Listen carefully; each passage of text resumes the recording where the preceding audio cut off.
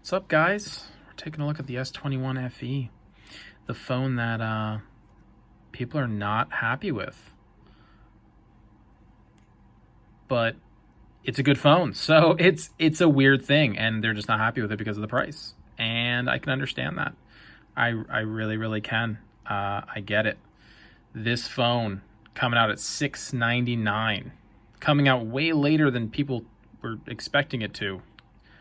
Coming out later than the S20 FE did, that it replaces. Yeah, it's a bummer. It's a bummer at that price, but it's a really good phone, and that's what sucks. I think this is a really solid phone. And when we're looking at speculation of how much the S22 lineup is going to be, this is going to be looking like significantly cheaper if the prices are true. The prices are looking pretty high for the new S22 lineup. So this is looking pretty reasonable when looking at that. I still think Samsung is charging way too much for all of their devices, including their budget phones, mid-range phones, whatever you want to call this. I think this is basically a flagship phone for a cheaper price. It's like a plastic flagship phone. That's how I feel about it. It's basically as good as the S21. There's very few things I think the S21 is really better with. So it kind of makes it a hard decision because you can find the S21 for really cheap online. If you go to eBay, even Amazon, you might be able to find a reasonable price for it. And it's going to come down even more once the S22 lineup comes out. So is this phone worth it with all of that being said? We'll have to see how the S22s look. We'll have to see how they actually are when they come out and what price they're at. Because if they're at the prices that people are speculating, I don't know, man. This might not be such a bad deal. But as far as the phone, just to say how do I feel about it, I think it's a great phone. I've had zero issues with it. Been using this as my daily driver, and it's just been really smooth. So let's get this out of the way. The specs. What are we looking at here coming from the S20 FE? Well, the screen size has changed, and it actually got smaller, which was surprising to me. I feel like so many phones have gotten bigger. This one got a little bit smaller. Not a lot, 6.4 inch screen versus a 6.5 inch screen. Still 1080p like the S20 FE. 120 hertz. Really nothing has changed there. Screen to body ratio slightly different. 86.77% on the S21 FE versus the S20 FE's 85.79%. I think where you notice it the most is the chin is not as big as on last year's S20 FE. And I think overall the bezels are slimmer on this phone and look nicer. It looks more modern. It looks more like a flagship. I think this looks nicer. I had the S20 FE as my daily driver. I really like the phone, but I think this looks nicer. I think overall the smaller size is better. And the other nice thing, and this might just be, personal to me, but it's actually lighter. Which I really like. This phone coming in at 6 ounces versus the S20 FE's 6.7 ounces. So I prefer a lighter phone. I like that this is, I don't know, the feather weightness of it is awesome. Some people may not like that, may not think it feels as premium. I really like it. I think all phones should be that light. I think I had the S21 Ultra as my daily driver also for a period of time, and I just felt like it was too heavy. It was a great phone, nothing wrong with it. I just feel like it was too heavy. This is the sweet spot for me. I think this is great. That's totally subjective. You may prefer a phone that's heavier, think it feels more premium. I just don't. I actually like that it's lighter. I like that, build quality wise, I like that it's plastic. This is plastic metal and then glass on the front. It just feels all like plastic, if I'm going to be honest. It doesn't fake you out and make you think that this is some kind of glass material. It's plastic. It feels like plastic. It looks like plastic.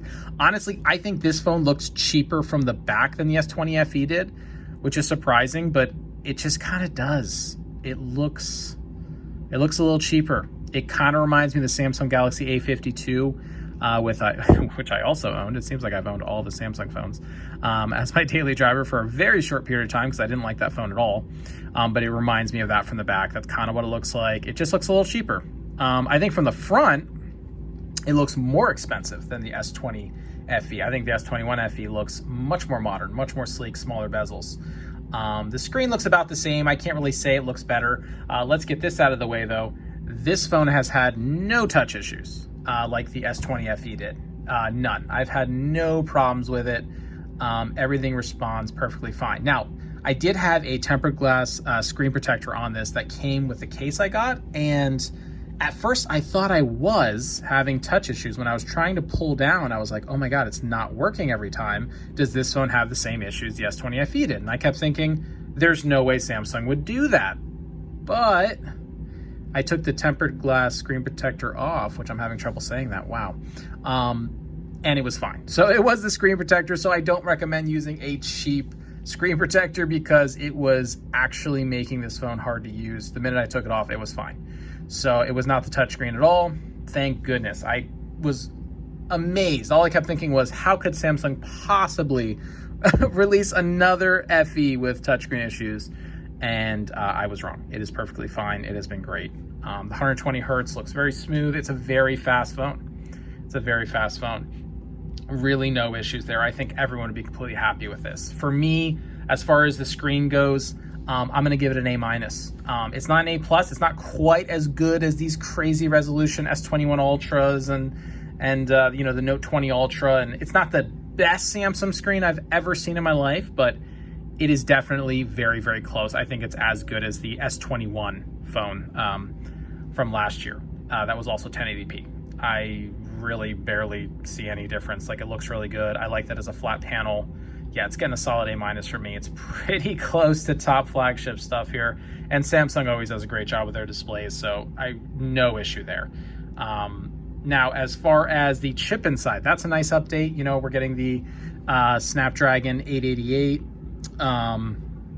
Absolutely no issues with performance. This thing is buttery smooth. But the S20 FE with the 865 last year was also really good. I mean, I had no issues with that processor either. I haven't had any overheating, but I also don't really play games on my phone. The most I would do is maybe play Minecraft, and that's a maybe because I usually don't play that on my phone. So this handled Minecraft perfectly fine. I noticed no overheating. And again, it's last year's top processor, but it's still really good. So if you're buying this phone now, I don't think you're gonna really be all that upset that you didn't get the new Snapdragon processor in the S22 series that's coming out. I don't think you're gonna mind. I think this is perfectly acceptable to every average human. Now, if you're a big tech guy like me, or you know, you're an MKBHD, yeah, you're probably gonna want the newest processor just because. Even if you really couldn't notice that much of a difference, you're probably still gonna want it. But for the average human, I think this is plenty fast. 6 gigs of RAM in the model that I have here, which is the base one. I know you can get 8 gigs of RAM if you get the 256 gig storage version. This one has 128. I don't think you need it. I'm using this perfectly fine with the 6 gigs. I think it's really good. I think it's plenty fast. I haven't had apps close when I keep them in memory. I think it's been fine. The gestures all work really well. There's no hiccups or freezing or lagging. I haven't had things force close. So I think the processor and RAM has been good. The Adreno 660 GPU, like I said, all I played is Minecraft. I can't talk too much about gaming on this. Has been perfectly fine. It played very smooth and it was fine for me. Taking a look at the old S20 FE, also I think the base came with 6 gigs of RAM. Again, I'm not noticing too much of a difference here. It is a little bit smoother, it's a little bit faster, and that's what you can expect jumping up to the 888 versus the 865. And now this has the same processor as the S21. So kind of does beg the question, do you want to get the S21 instead of this, if you can find a deal on it? It's a good question. I mean, it's kind of up to you. The S21 is a little smaller and it has a little bit more RAM at 8 gigabytes. So it's up to you. Do you like the smaller phone size? For me, it's a tough call. It's a tough call. I could probably take either. I really don't think there's that much of a difference between them. And the S21 also had a Glastic or whatever, plastic back, whatever Samsung wants to call it. You know, so I don't know. It depends on what price you can find it for, honestly. If you can find the S21 for cheaper, you might as well get that. You're getting probably similar experience, but I think you'll get better battery life on this, which we can talk about now. 4,500 milliamp hour battery in this. And I was getting over 7 hours of screen on time pretty easily. Now, I don't usually use my phone that much. These were... this was a day where I was off of work and I was YouTube, and I was using what is it called? Oh, well, it used to be called, I think it's GoDaddy Studio now, but it used to be called something else. And that's actually how I made this wallpaper, which does look very nice with this AMOLED screen. Looks great. The blacks are super deep. The colors are vibrant. But yeah, doing that kind of stuff, YouTube most of the time. So a lot of video watching on YouTube, and this thing is very good on battery life. I'm also going to try give this an A- on battery. It's not the best phone I've ever used. It's not quite as good as the iPhone 13 Pro Max or iPhone 12 Pro Max. Those phones are phenomenal with battery life. I've owned those phones also. But this is very good. I think, again, for the average human, I keep talking about the average human. For the average human, this is pretty good. I don't think anyone's going to complain about the battery life on this. Again, I don't game a whole ton, but I think there's a lot of people that watch a ton of YouTube on their phone or other, streaming services. You're going to be perfectly fine. This does a very good job with battery, and it has the same exact battery capacity as last year on the S21 FE, which I also thought was very good on battery life. So I don't see much of a difference between the two from owning both of them. Seems about the same. Maybe this one's slightly better. It's tough to say. They were both very good on battery life, so I don't think you'll have too much of an issue there. Now, looking at the cameras, this is where I was kind of surprised. They basically kept the exact same cameras. It's the 12 megapixel main camera, the wide angle with optical image stabilization, f1.8 aperture, the 8 megapixel telephoto with optical image stabilization. Thank the Lord, that helps so much. 3 times optical zoom and an f2.4 aperture, and then the ultra wide 12 megapixel with f2.2 aperture. No autofocus, so that means no macro mode on this.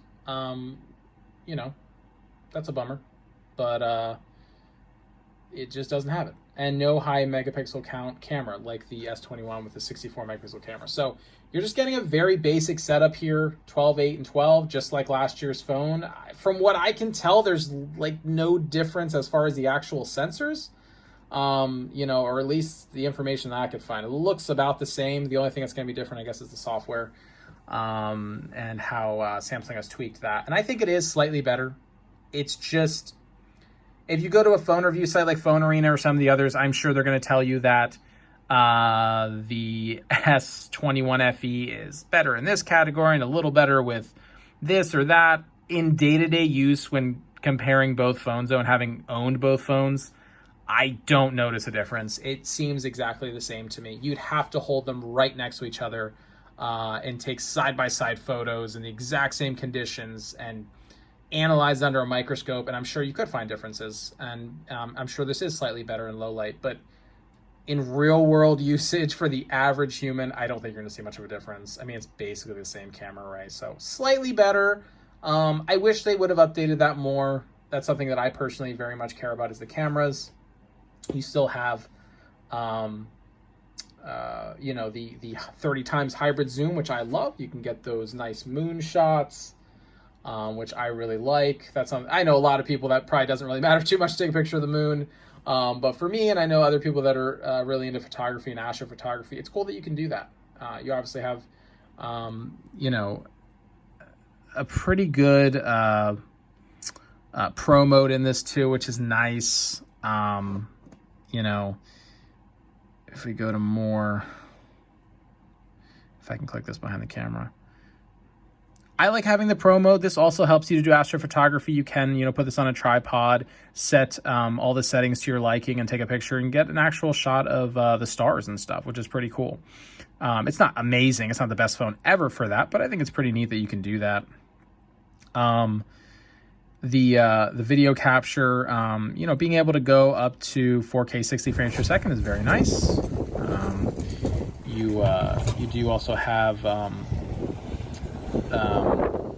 4K 30. You can go down to 1080p. You also have 4K video recording 60 frames per second on the selfie camera, which is also very nice. The selfie camera's fine. It takes good pictures. Really no complaints. I don't take a lot of selfies, so for me that wasn't really that big of a deal. The zoom camera, it feels exactly the same, guys, as the last one. I mean, yes, it is awesome to have the 3x optical, which I think looks really good, and being able to go, you know, even further, you know, going up to 10 times, you know, it is very nice. You know, obviously I'm in the video mode, so this is not a good example of the photo zoom. But being able to go up to 30 times is cool.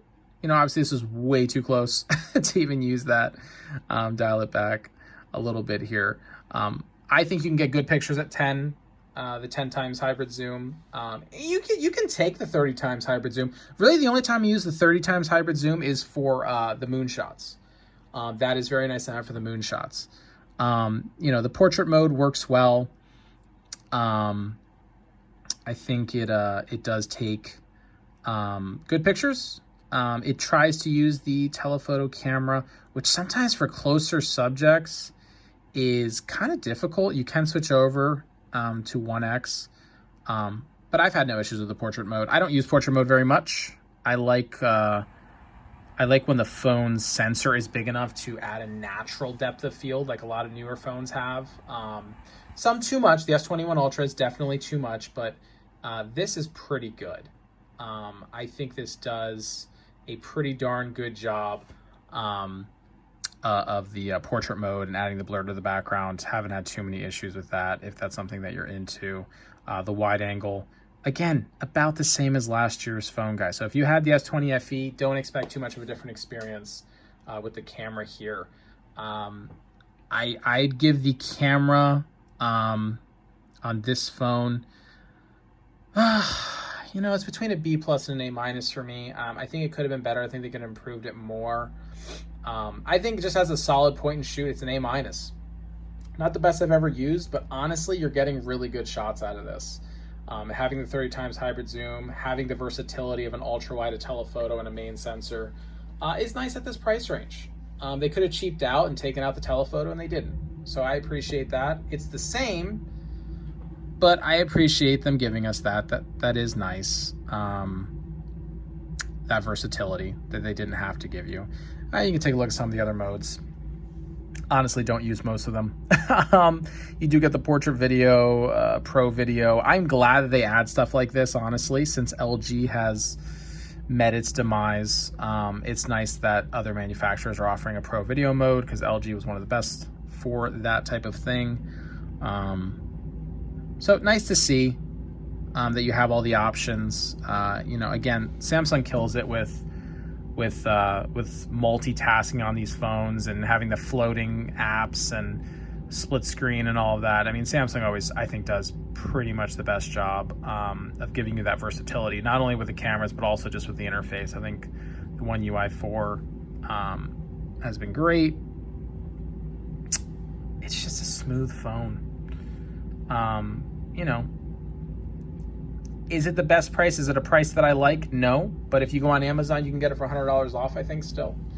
If you go to Best Buy, you can get it, I think, for between $100 and $200 off. They have deals there. A lot of them are activation deals, but still, you could find this phone for a better price. You don't necessarily have to shell out the $699 for this phone. I have very little bad to say about it. But to wrap it up, how I feel, the do's and don'ts of the phone, I do like the feel of the phone, the weight of the phone. I do like the way it looks. I think they slimmed the bezels down and made this look really nice.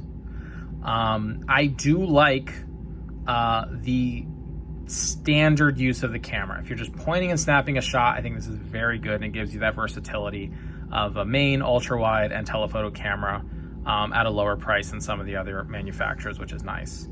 I do like the AMOLED screen. I think it's fantastic. I like that it's flat. I like that it's 120 hertz. It just looks really, really good. This has great viewing angles, colors pop, deep blacks. I do like the battery life. I think the battery life is very, very good. I do like the fingerprint scanner. It's been super fast. I've had no issues with it whatsoever. The Samsung Galaxy A52 was terrible with its optical fingerprint scanner, just absolutely awful. And I think Samsung should cut those out of their budget phones. They just are always terrible. Worked probably about 3 out of 10 times. This one I've had work every time. Really had no issues. At least 9 out of 10 times this one works. So I've been happy with it. Don'ts of the phone, I would say, I don't like that it doesn't have a higher megapixel count camera on the back, no 64 megapixel. I like that personally. I like having a higher megapixel camera on the back. I like to crop and zoom.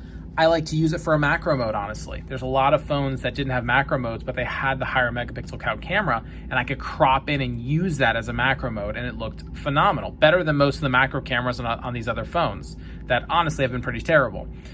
So kind of bummed out it doesn't have that. And as another thing I don't like is the lack of a macro camera at all. So not only does it not have a high megapixel count, there is no macro camera built into the ultra wide. It doesn't have autofocus. So when you go into the ultra wide, you can't get the super macro shots that you can on the S21 Ultra. So that's kind of a bummer.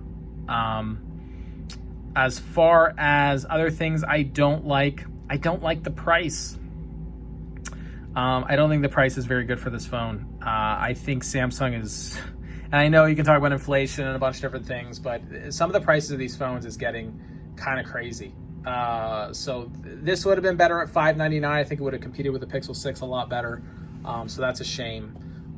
But yeah, I can't say I like the price. Try to find it for a different price. Try to find it, on Amazon or Best Buy where they have deals where you can get it $100 or $200 cheaper. I think that's a better price for this phone.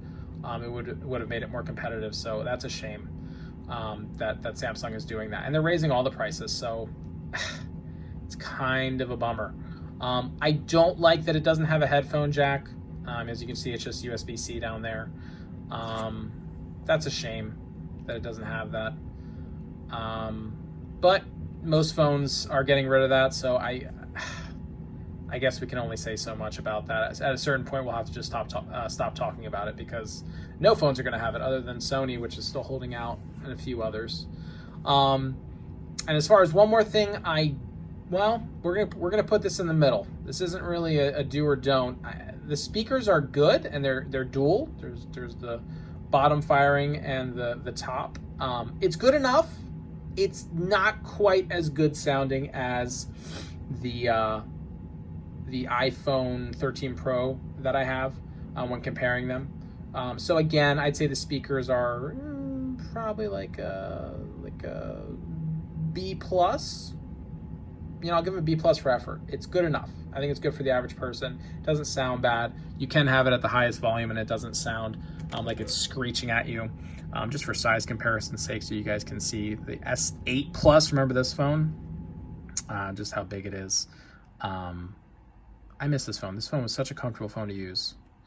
But yeah, so the S21 FE is a little bit shorter. It's not quite as tall and maybe a little bit wider. But it's pretty close. Kind of give you an idea of the size of this phone. You can go to Best Buy and test it out and use it. Yeah, that's pretty much where I'm at for that. So, screen, very good. Cameras, good. Could have been better. Speakers, good. Could have been better. Battery life, good. Could have been better. This is so close to flagship tier. So close. It's really, really a good phone. It just is an unfortunate price that upset a lot of people. So I don't know. We'll see how this phone sells. We'll see how it does. because I just think so many people were very unhappy with the price that I don't know if they're going to want to buy this. And the S22 is coming out around the corner. It's going to be announced and unveiled, and then it'll be up for pre-order, and you can trade in a bunch of phones and get it. And I don't know, are people going to want this phone? I'm not sure. It's a shame. It's a shame. I think Samsung could have done better with the pricing, but that's where I'm at with this phone. I think it's a good phone. I'm interested in seeing the new S22 phones. I'm interested to see some new mid-tier phones from Samsung. I'm curious if they'll make them better, because I think the A52 was a big miss. I think this is a much better phone to buy. Yes, the A52 at $500 is ridiculous. You might as well get this phone. Find it for a cheaper price and get this one, or get an S21. I just think that phone is way, way overpriced for what it is, and just how mediocre it really was. So personally, I recommend this phone. I think it is a good phone.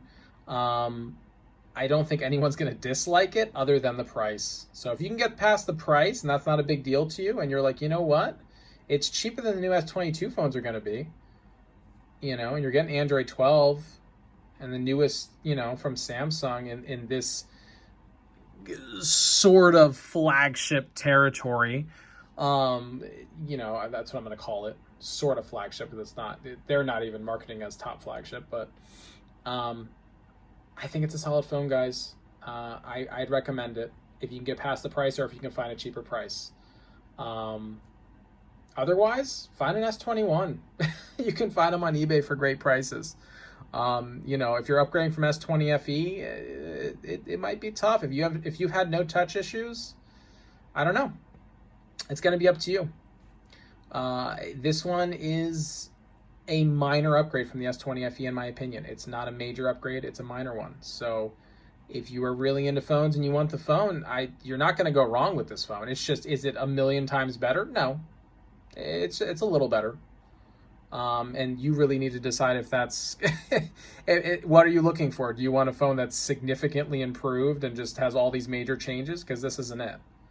If you want a phone that's refreshed, though, like when car manufacturers refresh a car every couple of years, it's not an overhaul, but it's refreshed. This is refreshed. This is a refreshed phone. It's just not an overhaul.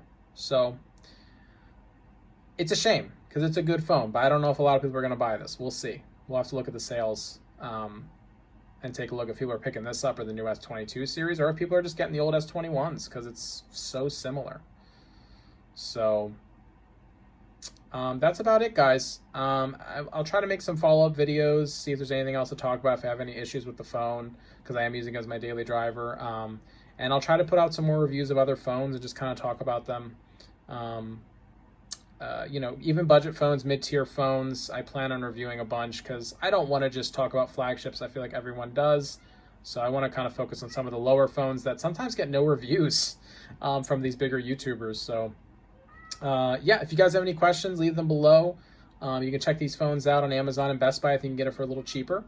I'll leave links below. But yeah, guys, that's about it for this. I'm going to wrap up here, and hopefully I'll be coming back with more positive news about this phone, and not just that it's, mediocre, but it's actually great. I'm hoping that this phone turns out to be great in the long run, because so far, it's been good.